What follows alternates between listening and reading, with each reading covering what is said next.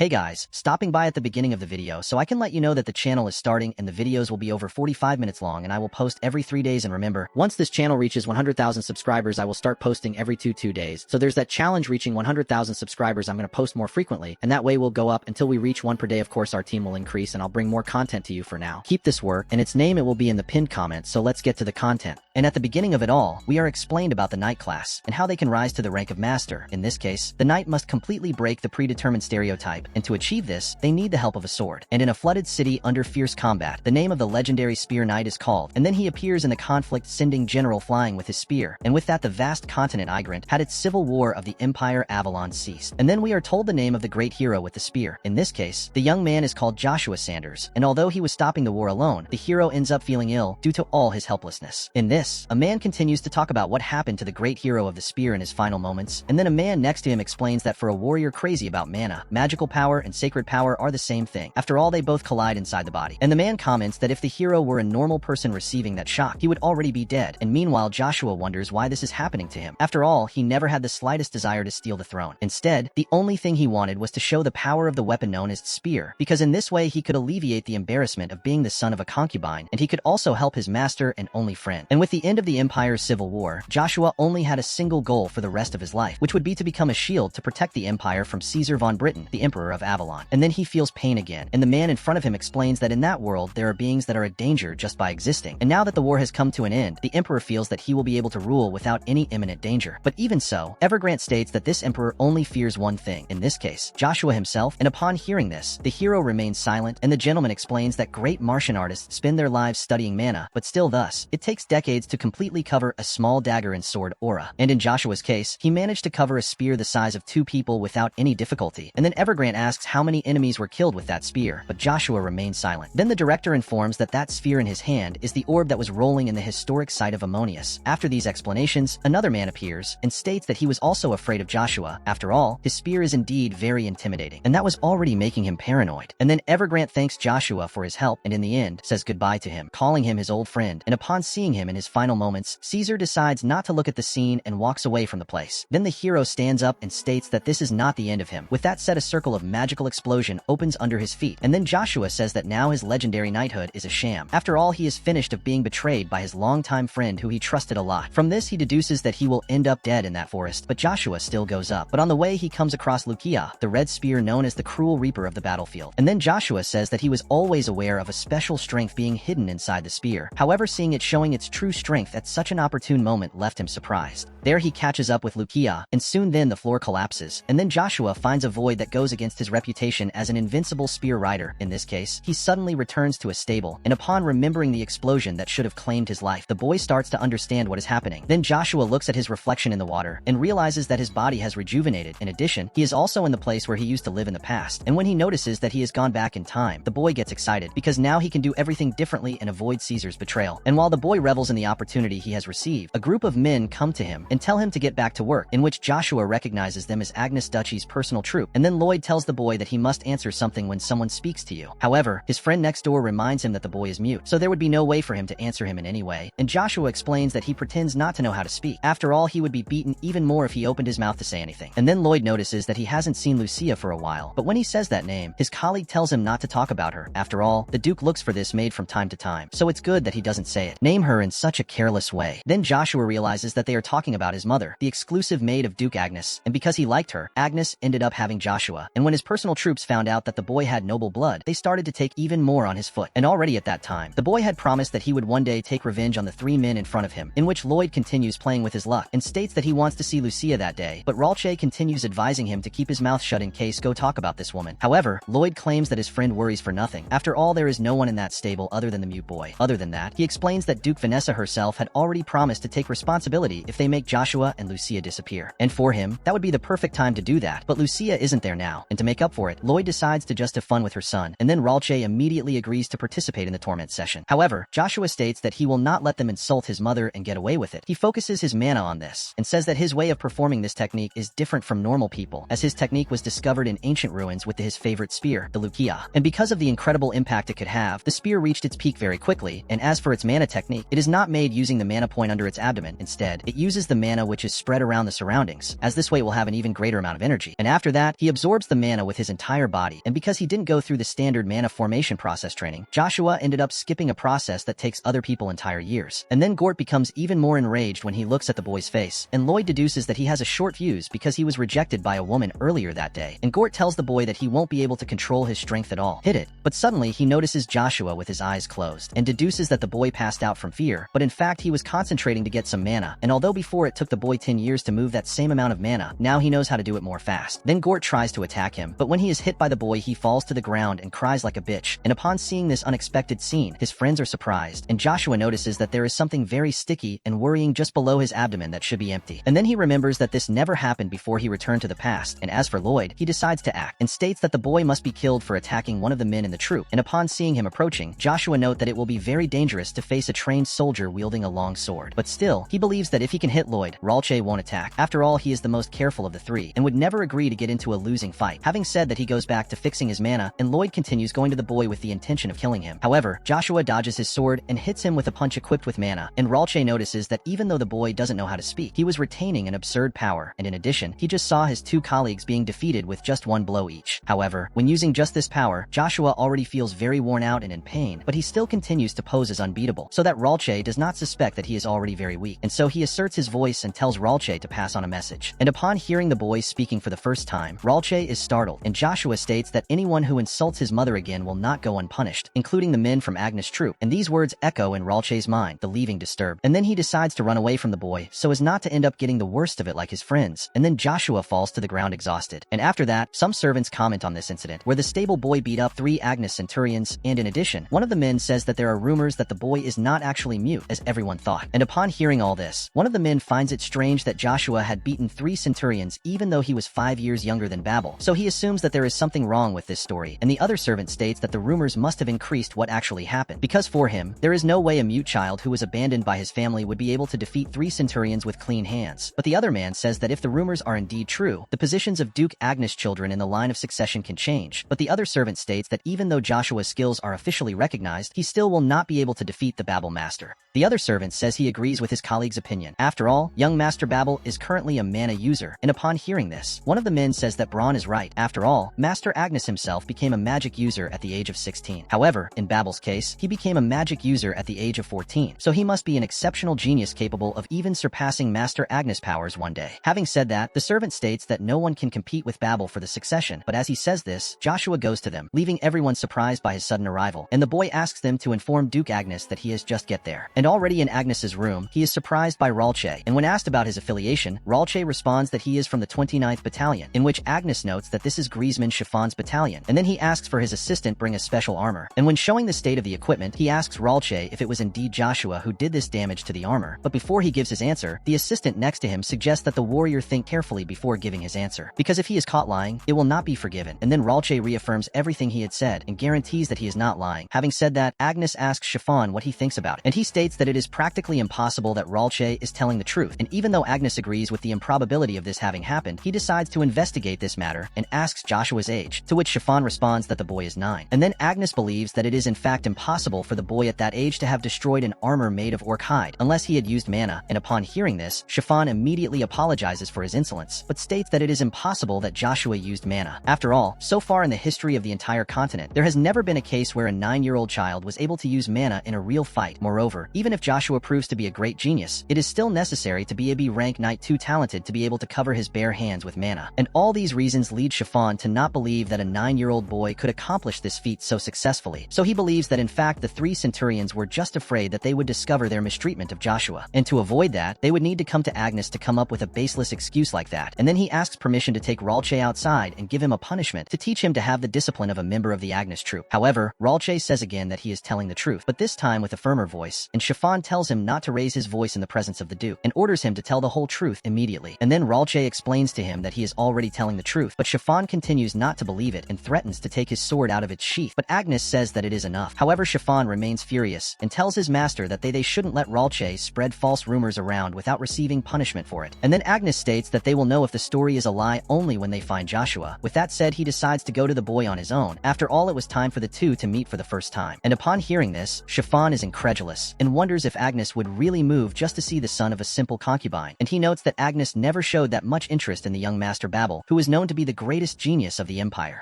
And then the Duke asks where the boy is, and Chiffon informs him that he has just arrived, so he must be in the waiting room on the first floor. Having said that, Agnes asks his servant to show him the way to Joshua, and he promptly obeys. And meanwhile, the Duke's son goes to Joshua to pick a fight with her, but the boy focuses all his attention only on a portrait of the current emperor of Avalon, Marcus Van Britten, and he comments that he always feels very angry when he sees this portrait, and then he once again swears his revenge against the traitor Caesar Van Britten, and Babel notices that he is being ignored and decides to go after him with a punch in the back, but Joshua manages to stop the attack. And upon feeling the pressure of the boy's fists, Babel begins to have a slight suspicion that Joshua may have actually defeated the centurions, but still, the boy claims that he will not surrender without first fighting Joshua. However, Agnes arrives just in time to separate the two, whereupon Babel kneels in reverence for his father, and Agnes asks what the boy was doing attacking Joshua, and he explains that they were just exchanging some warmer greetings. And as for Joshua, he just nods his head to the Duke, and given such disrespect towards the figure of Agnes, Chiffon advises the boy to review his manners, and in addition, he orders him to gratify the Duke in the appropriate way. And when he returns his vision to his subordinate, Agnes notices that Chiffon's gaze is filled with evil, and as for the boy, he explains that seeing a portrait of the current emperor reminded him of Caesar's face, and that's why this time made him feel a lot of hatred, to the point where he couldn't control his emotions properly. However, he knows that this is not a good thing. After all, Agnes does not usually let anyone who shows hostility towards him pass by, and even though he is a child, this also applies to him. And then Agnes asks the boy to come closer to him, so he can check whether Joshua used mana or not in the fight against the centurions, and upon hearing this, Babel refuses to believe that a boy who cleans a stable could be a mana user, just like him. And then Chiffon tries to convince his master not to do something without purpose, but Agnes follows his desire and tells the boy to come to him, in which Joshua remembers that Agnes is one of the 5 masters of the vast empire, and this gives him a sensitivity to mana much higher than other ordinary people. And Joshua states that if he finds any abnormal symptoms in his body, his plans will go down the drain, and then Agnes simply grabs his arm suddenly, and upon feeling the boy's mana, he makes a face of astonishment. And then, Agnes claims that there is nothing in the boy, and upon hearing this, Babel feels relieved, and Chiffon states that Joshua never had mana from the beginning, but Agnes says that he is talking about the mana hole. After all